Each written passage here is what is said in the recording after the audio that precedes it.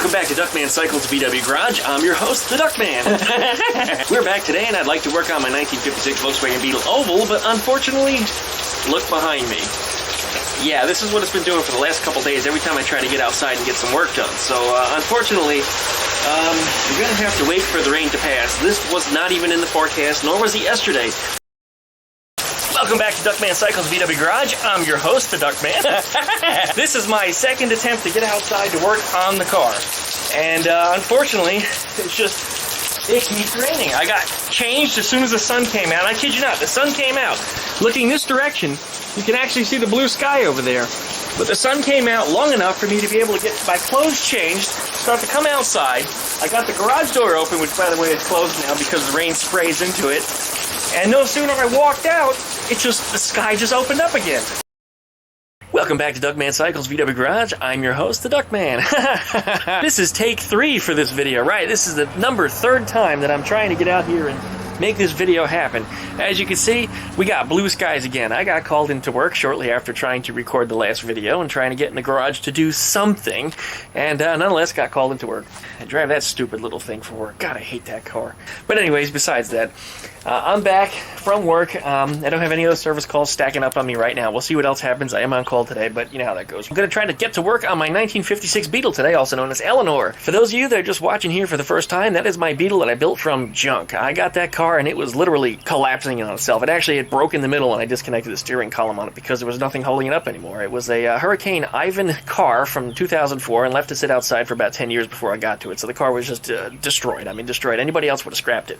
But me, because I'm a little bit of a madman, I decided to cut the car and rebuild the car the best I could with what I had available. I wasn't going to go with too many original vintage 1956 Beetle parts because, number one, they're too expensive, and number two, I think because this car was going to be a custom, that I'd rather see those vintage parts go onto somebody else's vintage vehicle that's in better shape so they can actually make a proper restoration. This car I did not expect to be that, and that's where Eleanor came from and why I have Eleanor the way she is. As always with these videos, don't forget, like, comment, and subscribe. Post that comment down below. Read the video description. There's always something in the video description. There's always some kind of links or something that'll get you to other places and some of the other things that I talk about. You'll also find links to my other YouTube channels in there as well, Vivi the Duck VV and Skeeter the Duck, as well as Duckman Cycles.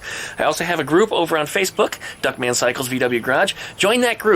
Just last week I was saying we had almost 300 members, and now we have almost 350. I mean, it has increased by probably about 100 in about a week. I mean, it went up fast, just boo, blew right through there. But anyways, today we're waiting for some deliveries, and every delivery company will be coming here. FedEx has already been here once. I have to check tracking. Sometimes they come with different trucks at different times. I'm also expecting the post office to be bringing something. I'm expecting UPS, and I'm expecting DHL sometime today.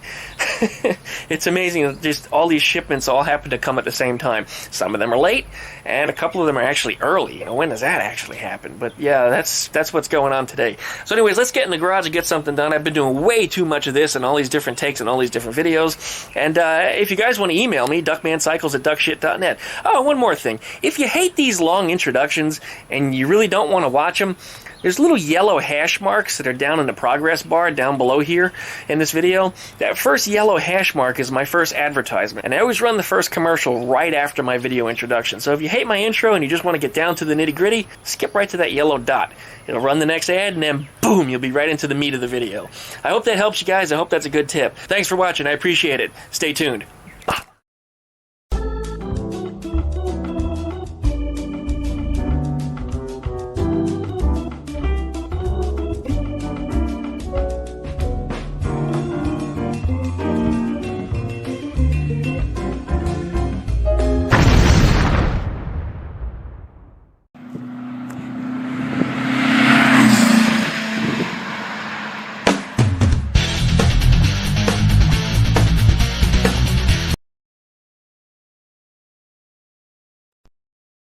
Okay, well, we're back. Don't mind the mess up on the floor pan. That's a convenient place to store stuff when the floor pan is in the garage.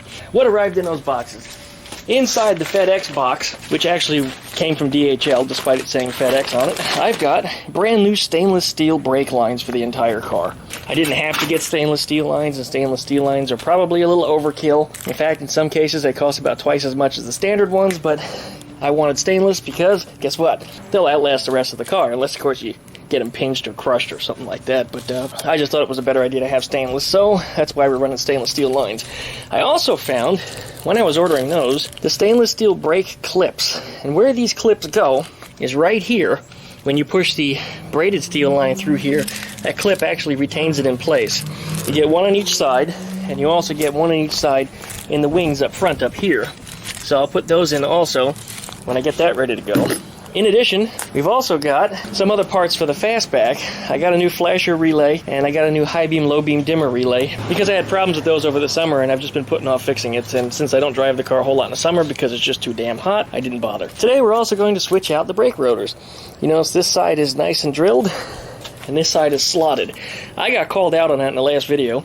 And for anyone that's been following the videos, you probably would have noticed that I did say that I changed out just the one, and I was going to get back to this one because, of course, the caliper's not on it yet. But we're going to do that today just the same. The new rotor is right here, so that will be going on there. I guess I could put it down over here where it's not going to scratch anything. I was going to lay it there, but that just seemed like a bad idea. So we'll pull that wheel off of there, flop the rotor out, and we'll install the brake caliper on there and make sure everything lines up the way it's supposed to. It should be just like this side here. And you'll get to see what that looks like. Okay, really, it's just going to be a bunch of small stuff again today because we don't have a whole lot of daylight left. I mean, half the day was raining, and then the rest of it I had to work. Now you see the sun is way off into the west right now. Only a couple hours away from setting. See if I can get this taken care of before I go to dinner. And tomorrow's Thursday. I'm supposed to be off work.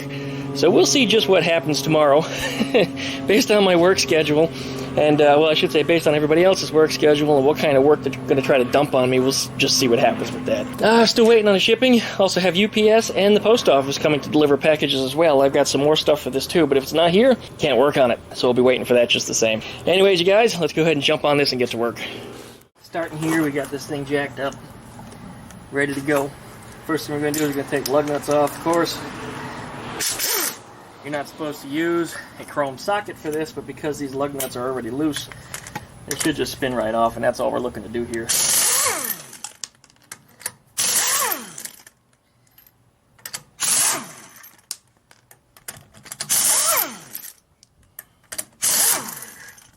Alright, pull this thing off. Minus one wheel. Here's our wheel spacer.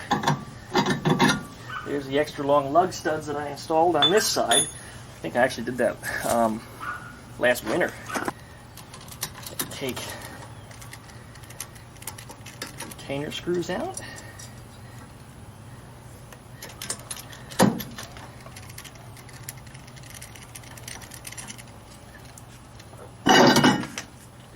One disc comes off.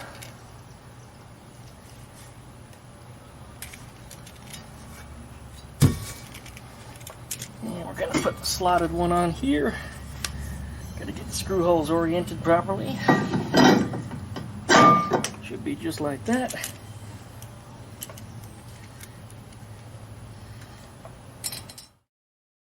In the last video, I demonstrated how turning this bolt will actually adjust the camber of the wheel. So just as simple as loosening these three and turning that one actually adjusts the camber.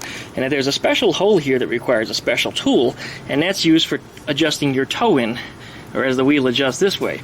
This is the Porsche specific tool that goes on here. You notice it has a little stem sticking out of it, which is offset, which forms a cam. So the cam bolt will go in here, locks in just like that. Now with these three loose, you can adjust your camber and adjust your toe in all at the same time. Once you've got your settings set, you lock the nuts down. Simple as that. Now this Porsche specific tool had a very Porsche specific price. As stupid as the thing is, it's one of those things that you gotta have it if you want to do the job right. I mean, sure, you can fudge it, you can just bang on the thing, twist on the thing, poke it back and forth until finally you get your alignment the way it's supposed to be, but that's BS. This is the proper way to do it. So if you go to an alignment shot, you want to make sure you take this with you. And yes, this was a true Porsche part. So yeah, once again, I paid through the rear for this one. Paid right through the rear. You want to do it the right way, you get the right tool. Okay, now it's time to put on the back caliper. I've got some washers that are the approximate thickness that are supposed to go between the trailing arm and the brake caliper. It seems like every time I start talking, there's a plane flying over, somebody drives past, or the neighbors start fighting. So we're just going to keep going with it. But anyway, these are the special bolts, M12 by 1.5, 40 millimeters long. And these were a little tricky to find. I actually had to shop around all day long at one time last week looking for them. They are grade 8.8, and I discussed that that is the correct grade for these Porsche suspension parts, because when I was putting this together, I discovered I actually did have the original bolts that I thought I'd lost, and I was actually using them to hold together the trailing arms.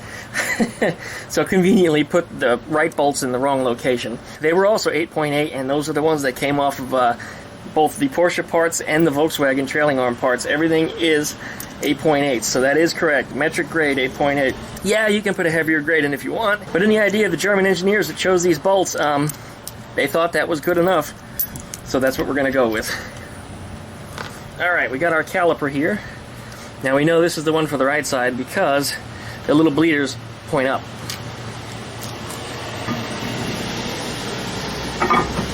Now, of course, when air is in a liquid, what does it do? It rises. And that's why you want those to face up. Get our bolt oriented here. Got to take a washer, put it on the bolt, take another washer, and put it between the caliper and the trailing arm. Oh yeah, I didn't get as good of a look at it last time, but looking at it, this caliper is dead centered over that disc. Those washers definitely were a must-have. Otherwise, that caliper would have been just a little bit too close to that disc.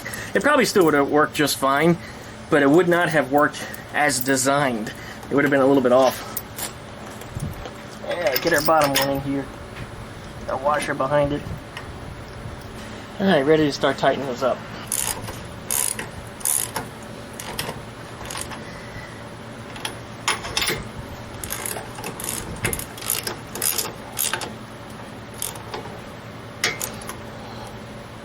Alright, that looks good to me. We're going to properly torque these down in a bit. We're not going to do that just yet. Right now everything is just being dry fit together to see how this is all going to work out. Now looking at the back of this caliper here, you can see how it's nicely centered on that disc. And that's where that washer came into play. We needed to have that. Otherwise it would have mounted much, much closer. In this case, it looks like everything is clearing. And at this point, nothing is rubbing. Because, of course, those brake pads have not been pushed out by the pistons yet. Alright, there it is. That's what it's going to look like, all assembled. Really, really nice. Porsche parts. How many more Porsche parts could I possibly add to this car? The answer is, a lot. We're going to put our wheel spacer back on here.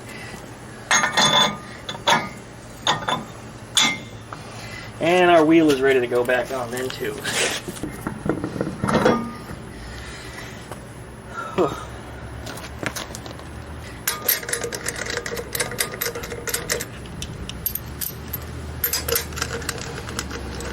Alright, let's tighten this back down.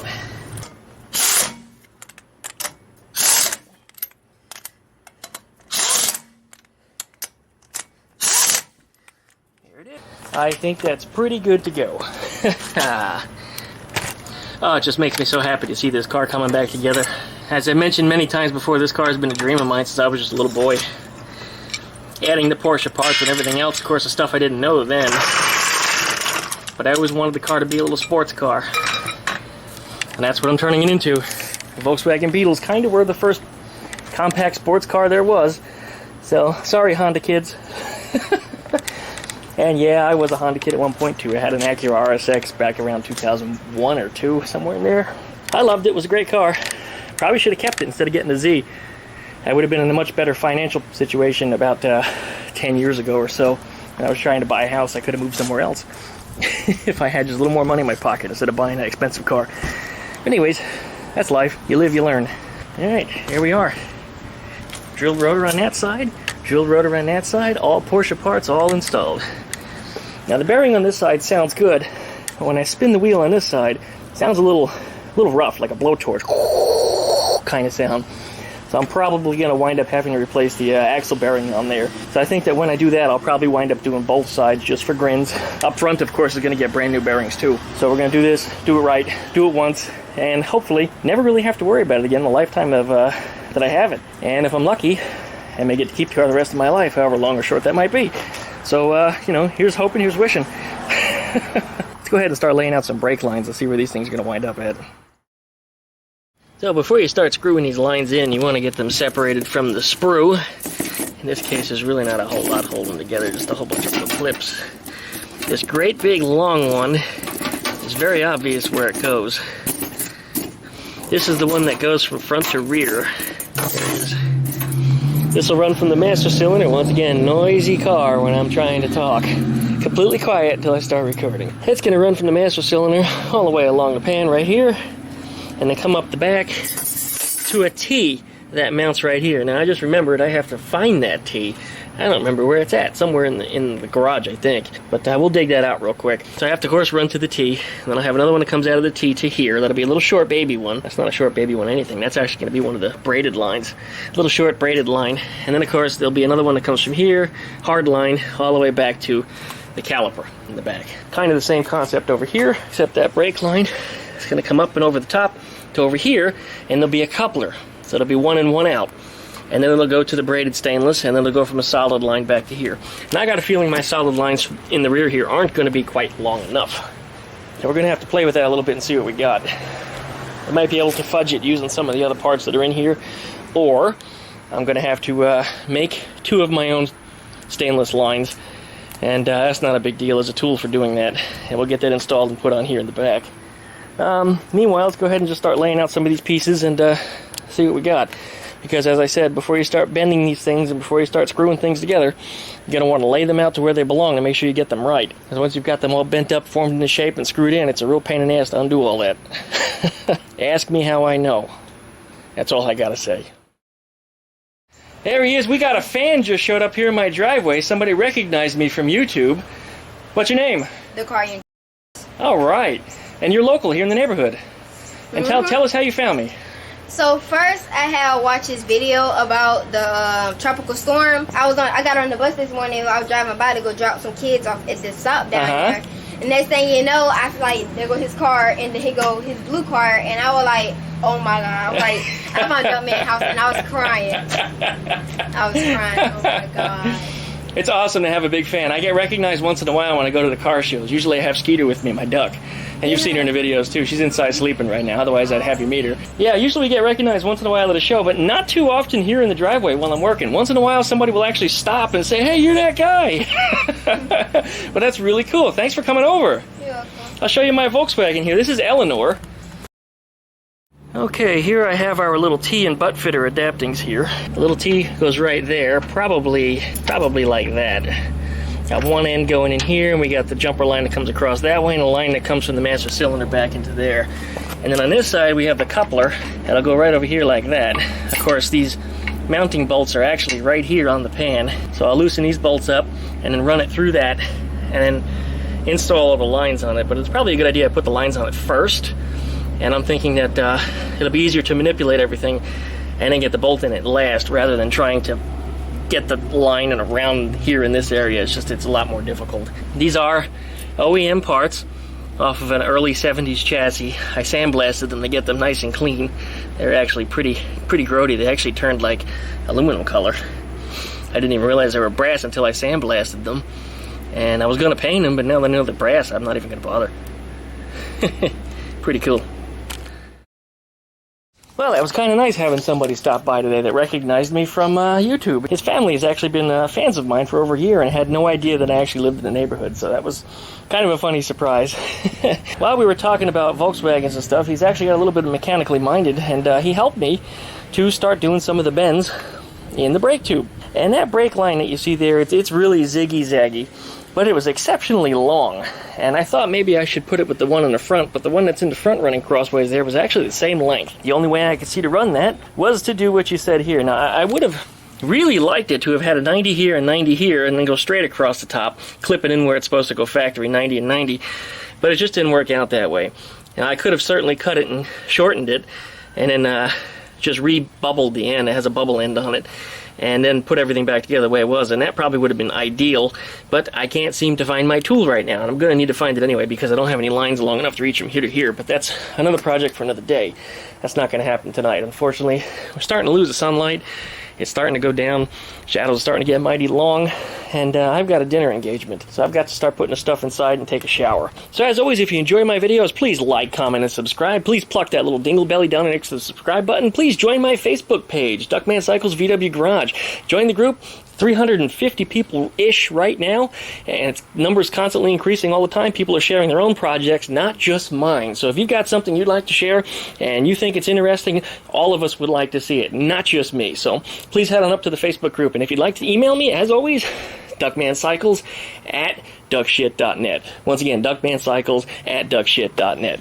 Anyways, I'm going to continue picking up this mess, and if anything interesting happens while I'm putting this thing up in the garage, I'll start running the camera a little bit more. But not a whole lot of progress today, but a little something is better than absolutely nothing. So we're doing well here, I think. This isn't too bad. Thanks for watching. We'll see you next time. And so that wraps up another day. I gotta say thanks again. I got some really cool friends and some really cool fans that drop by and say hello once in a while. And it's really cool meeting the new guy today. I gotta say he's a brilliant kid. He was really smart. He was extremely polite, and whatever his mother did to raise him, she's done the right thing.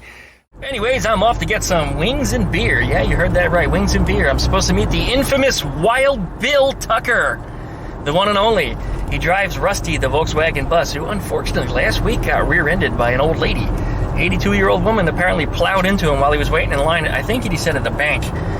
But anyway, his poor bus got pretty mashed up. Rear end has some pretty severe damage, but the insurance company is going to take care of it. And the thing that we love best is actually there was a bunch of rust back there that he was going to have repaired anyway. So this actually worked out to his advantage. So he's going to have a professional body shop do all the work, and it's all going to be paid by her insurance provider. So anyways, that worked out well. I want to say thanks to my new little friend that stopped by today, a new fan that actually saw me while I was working in the driveway. I've got to get some Duckman Cycle stickers printed up. So if you guys recognize me, you know, I can give you a sticker while we're in the street. So that needs to happen sometime soon, very soon. So anyways, thanks you guys for watching. We'll see you next time. Bah!